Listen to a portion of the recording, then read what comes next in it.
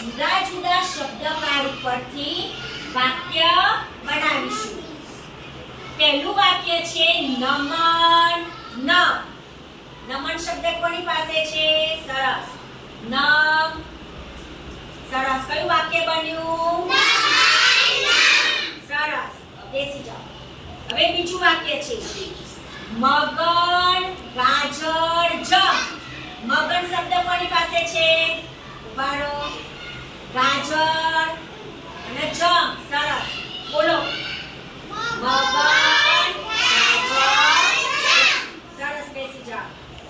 ત્રીજું છે ગગન જામનગર જા. ગગન કોની પાસે છે? ગગન કોની પાસે? ગગન કઈ બાજુ ઉભું રહેવાનું? પહેલું. પછી કયો આવે? જામનગર આવે. પછી જા આવે. બરાબર? ચલો બોલો. સરસ. બેસી જાઓ. જેને પહેલો શબ્દ બોલે એને પહેલું ઉભું રહેવાનું. પછી એને જે બીજો શબ્દ હોય બીજું ઉભું રહે. ચલો ચોથું વાક્ય છે જમના ગામ જા. જમના શબ્દ ક્યાં છે? સરસ. ઉભા રહો. ગામ. ગામ શબ્દ કોની પાસે છે? ગામ. ચલ બોધાય કેસ અને જા. જમના ગામ જા. સરસ. ચલો પાંચમું વાક્ય છે વરસાદ વરસે છે. વરસાદ વરસે. ચલો વરસે વચ્ચે ઉભું રહ્યો. અને છે તો વરસાદ વરસે છે. સરસ. ચલો છઠ્ઠું વાક્ય સેબ. સેબ સેબ સરસ છે.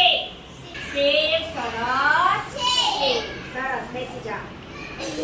ચલો દાદા જમે છે.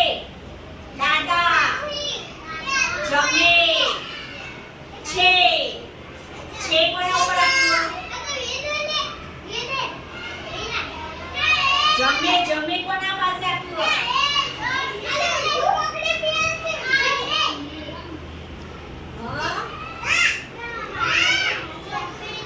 જમે કોની પાસે? વચ્ચે આય.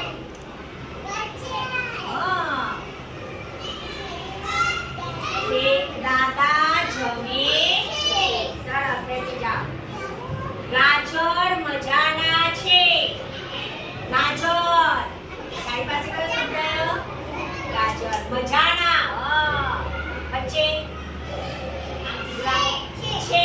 છે શબ્દ કોની પાસે? ગાજર મજાના છે. ચલો છેલ્લું વાક્ય રામ રાજા છે. રામ. રાવે તાર પાસે કે રામ છે. રાજા. પેલું ક્યાં આવે? પહેલા રામ રાજા છે. ચલો